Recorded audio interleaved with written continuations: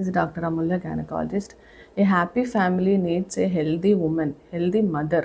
అమ్మ బాగుంటేనే కుటుంబం బాగుంటుంది, పిల్లలు బాగుంటారు. మెయిన్ డెలివరీ తర్వాత పోస్ట్ పార్టమ్ కేర్ అనేది చాలా ఇంపార్టెంట్. మదర్కి ఎడిక్వేట్ న్యూట్రిషన్ అందాలి.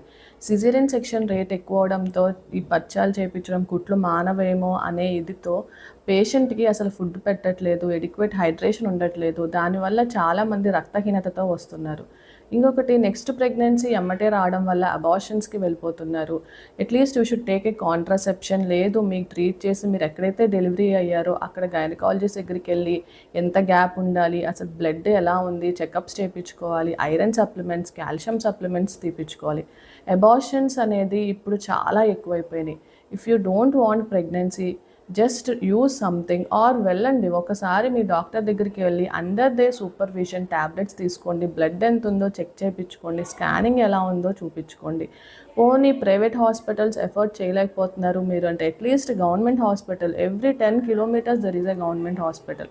అక్కడికి వెళ్ళైనా సరే మీకు ప్రెగ్నెన్సీ వద్దు లేదు, తర్వాత కాంట్రాసెప్షన్కి ఏం వాడాలి ఇవన్నీ చూసుకోండి. మెయిన్ బ్లడ్ లాస్ అనేది ఒక ఉమెన్కి చాలా కారణాలు ఉన్నాయి. సో వాటన్నిటినీ ఒకసారి తెలుసుకొని మీ డాక్టర్ దగ్గరికి వెళ్ళండి.